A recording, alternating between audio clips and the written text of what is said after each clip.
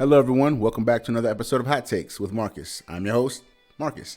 And if you tuned into our last episode, you would know that the Washington football team was in the playoffs. I say that in the past because we were in the playoffs. We just lost to the Tampa Bay Buccaneers and Tom Brady, which was expected. We lost the game 31-23, which is not off from what I said it was last week. My team fought valiantly, and though Alex Smith did not play like I thought he wouldn't, Taylor Heineke got his second start and played very well. I'm proud of my guys, and we now possess the 19th pick in this year's draft.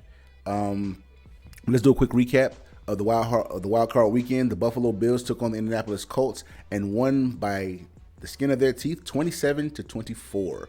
Also, the Los Angeles Rams took on the Seattle Seahawks, which, in my opinion, this was probably the second best matchup of the wild card weekend. You had Jalen Ramsey of the Rams going up against the wide receiver that I wanted in the past draft. I wanted DK Metcalf, but he plays for the Seattle Seahawks, and they were matched up the entire day. And I think this was a really good matchup, only because only those in the know about Jalen Ramsey and how he is just so dominant. DK Metcalf plays directly into the hands of Jalen Ramsey. Jalen Ramsey, while he's small in stature, he's a super physical guy.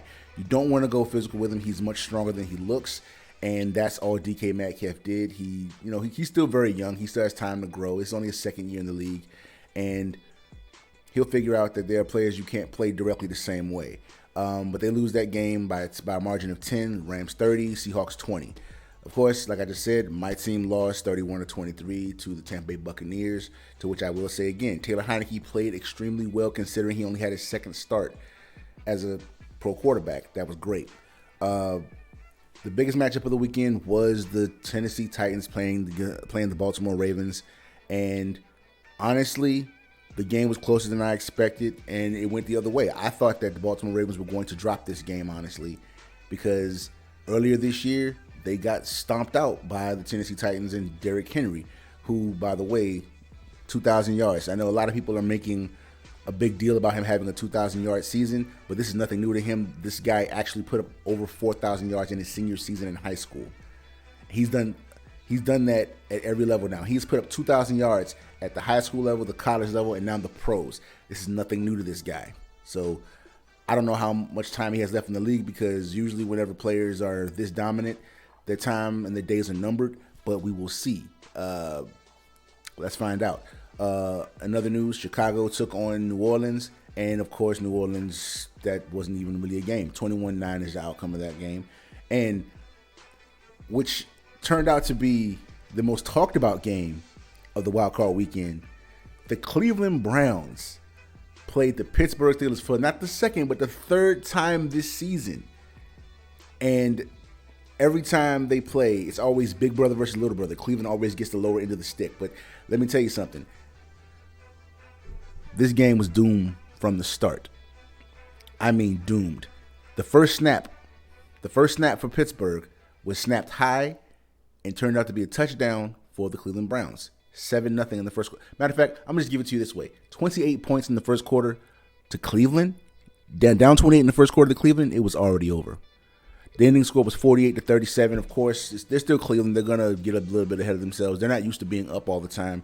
And I think that this team is going to be really good in the future. I don't think this is their year because, I mean, come on now. I mean, baby steps. Now, this could be their year, but I highly doubt it.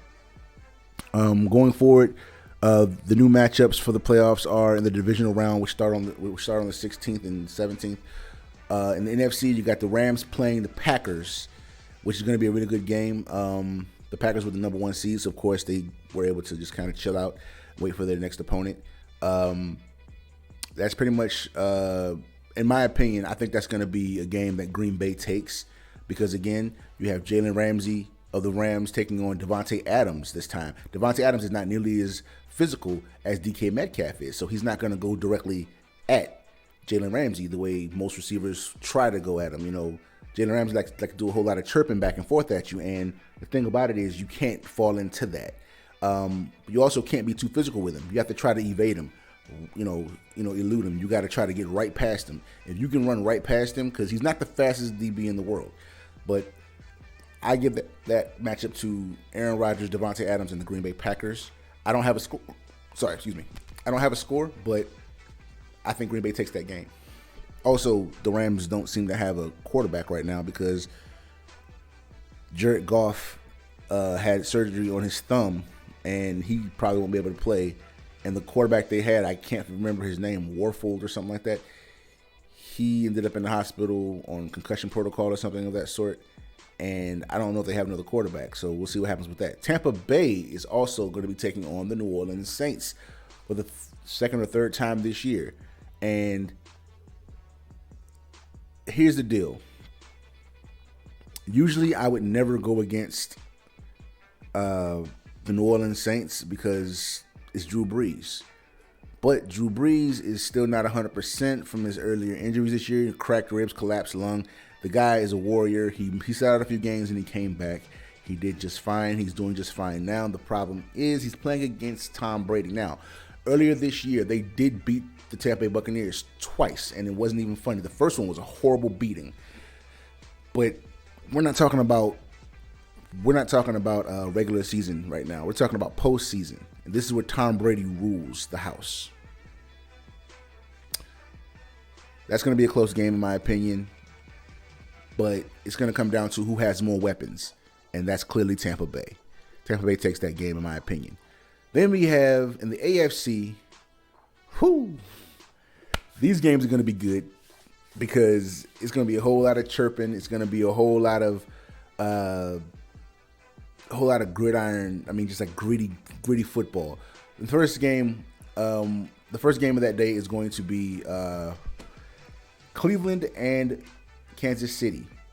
Anyone with a brain is going to take Kansas City, the former Super Bowl champions. I mean, they're just far and wide so much better. But Cleveland has a puncher's chance of winning this game, and I'm not counting them out. I think it'll be closer than expected. This is going to be Kareem Hunt coming back to Kansas City in the playoffs. That's the team that he used to play for before his whole ugly situation, but we won't get into that right now. But Kareem Hunt is back, and he's playing great football again. And let's not forget that the number one running attack in the league at the moment is the Cleveland Browns between Nick Chubb and Kareem Hunt. So if Kansas City can stop the run, that kind of takes Cleveland out of the game. We'll see what happens with that. The second game, which is going to be even more physical, in my opinion, is going to be the Buffalo Bills and the Baltimore Ravens. That's going to be a great game in itself. You got Josh Allen and Trayvon Diggs, along with Cole Beasley for the Bills, taking on this Ravens defense and Lamar Jackson on the other side. And the underlying thing here is, as a Washington fan, I do not like Dallas. But at least Dallas gets to see two of their former players going at it. You have the wide receivers of Cole Beasley playing for the Buffalo Bills going up against the Baltimore Ravens, to which Des Bryant, another former Cowboy, is going to be playing. It's irrelevant, but there you go. Cowboys fans, you got something to look forward to? Okay. Sorry, I had to take a little shot. That's what I do. I'm a Washington fan. I can't help it. But that's going to be a good game in itself because the Buffalo Bills have been balling this year. I mean, absolutely balling. I mean, and I'm sorry, but Josh Allen looks like he is the long-term answer for the next 10 years in Buffalo. Coming out into his draft, we knew he had the best arm. We knew he was going to be a great prospect. We had no idea that he was going to be this good, this fast. So it's going to be a great weekend. My Super Bowl picks currently are I got Tampa Bay and Kansas City. I got Tampa Bay and Kansas City going at it. And if those two teams meet, man, it's gonna be a high scoring game. And I'm gonna say Kansas City edges Tampa Bay 35-32. No, 35-31. I'm going to say 31. I'm not going to, no, 35-32. I'm going to stick with that. 35-32, Tampa Bay loses to Kansas City in the Super Bowl this year. That's pretty much what I have going on. Now, earlier I did say that Washington now possesses the 19th pick. Now, I'm not going to go into all the draft picks, but I'm going to go through the first 3 rounds, and this is who I think that we should take if they are available. First pick, with the 19th pick in the draft, I have Washington taking J.C. Horn out of USC. This cornerback stands at 6'1", 205 pounds. He's a very physical DB. I love physical DBs, and this year, Washington's Achilles heel on defense was our secondary, which in the second round, I don't have us taking another one. We do need a quarterback. Taylor Heineke is a great backup, and so is Kyle Allen. I don't think Alex Smith returns for another year. Plus, if he does retire, we save $23 million in cap space, which is going to make it easier for us to bring on free agents. In the second round, I have us addressing the quarterback situation, if he's still there. University of Florida quarterback Kyle Trask. Now, I did mention him in the last episode, but he has put together 2 incredible seasons, to which I believe this year he finished in the finals for the Heisman Trophy award. So I believe he should fall to us in the second round with the 51st pick. Now, our third round pick, call me crazy, but I'm going back to our secondary. I think we need a whole lot of help. I'm going to Oregon. I want a safety, Javon Holland. I love this kid. So I'll do more research on these guys, and I'll show you my research later. But those are my top 3 picks. J.C. Horn, Kyle Trask, and Javon Holland. These are the guys that I want for the team, and I have to cite my good friend and fellow Washington football fan. But his name is Alan Bailey. I love this. I'm sorry, Adam Bailey. He's a good friend of mine. It's been a great season, and I've had a lot of fun. I feel like I've fallen in love with my team all over again, because every year it felt like I was being tested as to whether I should leave or not. So, yeah, that's a thing. Now, I'm going to shift gears right quick for you, and we're going to go into the NBA. And this is a little bit of a touchy subject because, for me, I'm a Miami Heat fan, and the thing is, I haven't had a whole lot to root for this year.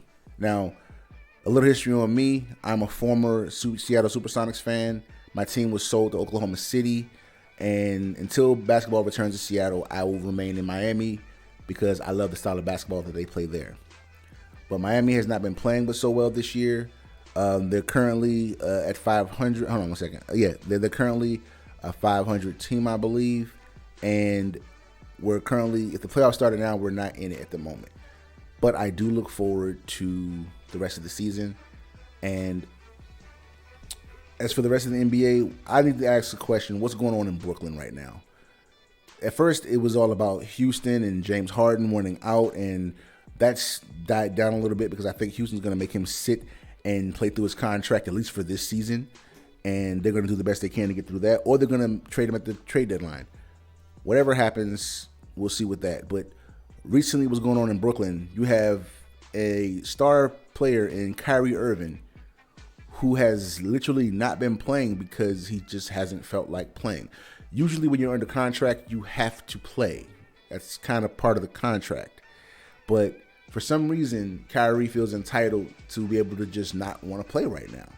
And not only was that a thing, but he was also cited going to parties without a mask on during this COVID-19 crisis.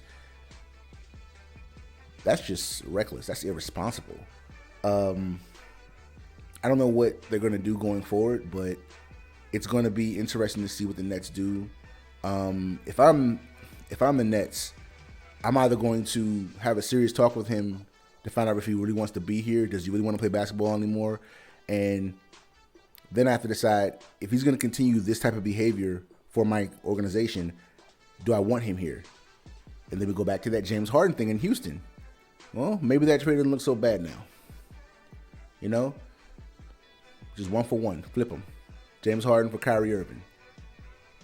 Only team that wins there really is Houston. because then they can easily just trade Kyrie again, which wouldn't be that tough because his contract, while kind of stiff, isn't all that bad. The real winner there is going to be Brooklyn because you've got Kevin Durant and you've got James Harden. And you know James Harden, even though he is a little eccentric with his behavior sometimes, he's definitely going to show up to play. So, another news with the NBA. Unfortunately, another one of us has fallen, and by us I mean DMV standouts. Markelle Fultz of the Orlando Magic. He's done for the season. He tore his ACL. And he was having such a great season. He was averaging 20 points. The former first-round pick, and he was the number one pick in his draft. They were calling him a bust at first, and this year he was coming out looking like an absolute all-star. And to go down in the first 10 games with such a terrible injury is horrible. But he'll bounce back. He's strong. He's from the DMV.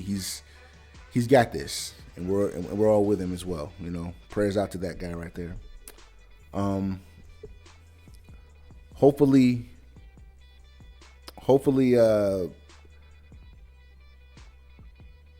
things work out for him. I really do want them to work out. Now, earlier I did say that until basketball returns to Seattle, I will be in Miami, as far as my fandom is concerned. Well, there has been talk recently about expanding back into Seattle. But they're also talking about expanding into Las Vegas as well, because of course you want to keep the league balanced with a certain amount of teams. You don't want to have 31 teams, you want to have 32 teams, so that each conference has 16 teams. So, that being what it is, Seattle is being looked at once again for expansion. And I would hate to leave Miami, but I've been doing this thing that I call the 1+1, like the NBA has for contracts with certain players. It's where you sign a contract for 1 year, so you're stuck with that team for 1 year, and the next year you can either opt in to stay with that team for another year, or you can go elsewhere. I know basically I'm saying that I'm a fair weather fan sometimes, but when it comes to basketball, I am an orphan when it comes to my team. My team doesn't exist anymore. Seattle Supersonics haven't existed for years now. And I was ready to root for a team again. And it wasn't because Miami Heat made the finals that I went with them. I went with them because Jimmy Butler is one of my favorite players ever since he was in Chicago. And I love his story. Second-round pick turned franchise player. He worked his way up from the bottom. You know, he started off as just roster filler, and then he became this all-star. He became this great player, and he grinded, and he worked his butt off every single day. And he keeps that mentality even though he's a star now. And he's a great leader. Everyone wants to follow him, and I love it. So there's that. Also, this is what I want for Miami, because one thing I noticed is that while they play great defense, some of their younger players aren't that good at it. I need Gary Payton, who is trying to become part of someone's coaching staff. I need Gary Payton to head on down to Miami because he wants to play there as well. I want him to head on down to Miami and go have a talk with the management there. You know, I'm sure Pat Riley will be happy to have a stout defensive coach like the glove on his coaching staff. That would be absolutely amazing. I'm sure Eric Spoelstra will be more than happy to have him as well, because I want to see more defense from Kendrick Nunn. I want to see more defense from Duncan Robinson. And though he showed some defense, I think he needs improvement. One of my favorite players in the league right now and on the team, Tyler Hero. Love that guy. I mean, absolutely. He's a phenomenal player. Now, I'm going to switch back to football for just a moment here. I'm not going to pick on anyone in particular, but I am going to stay within my own division. The Philadelphia Eagles have fired Doug Peterson as their head coach. Now, a lot of people are a little torn on this decision. I personally am okay with the decision, mainly because I am in their division, and when one team is completely off kilter, that means that the edge tips to us, and I love that. We have our coach, we just don't have a quarterback, and we're just fixing our secondary. We can do that in 1 year or two. But in Philadelphia, they have a quarterback controversy. They have players who aren't buying into the system anymore, and now you don't have a coach. To which, what creates the rift there is You have this coach, Doug Peterson, who just won Philadelphia their championship not 2 years ago. And he made some questionable decisions this year, but not the kind of questionable decisions that would, in my opinion, lose you your job. With that quarterback controversy, he was forced to make some decisions that were a little less than conventional, and unfortunately now it's cost him his job somehow. You have to take a look at it. The year they went to the Super Bowl, he finished with 13 wins and 3 losses. The years prior to that, he went 9-7, 9-7, and this year he finished 4-11-1. He had one truly bad season. That was this year, and they decided enough's enough. We're done with Doug Peterson. I think that was a little hasty on their part. I mean, just not even being a fan right now. I'm just being a football realist. If you don't have stability with coaching and a good ground or a good base with your management group, you're going to have a problem. From what I can tell, Doug Peterson and the general manager of the Philadelphia Eagles weren't on the same page. So this just cost him his job. You know, basically, and I hate taking from other shows, but someone said, the general manager of the Philadelphia Eagles said, I'm going to buy the groceries, and Doug Peterson, you're going to cook. But Doug Peterson's like, I don't want to cook with those ingredients. The general manager said, I don't care. You cook with whatever I bought you. Now, get to work. And this is the result we have now. So we have a quarterback that Doug Peterson didn't really want in Jalen Hurts. We have a quarterback who is not doing very well in Carson Wentz. We have a team that went through some injury situations, and even when they were healthy, they weren't playing very well. The defense was subpar. Okay, I'm being nice. The defense was awful this year. And it seems like the players just really kind of packed it in halfway through the year. I mean, they've been eliminated from playoff contention since like week 10. So, I mean, why would they even want to play anymore? I understand. I mean, actually, no, that's not true. They were, like, through week 13, they still had, like, first, second place. It wasn't until that last loss that really took it out for them. It's going to be an interesting year next year. We've already got our schedule locked in place.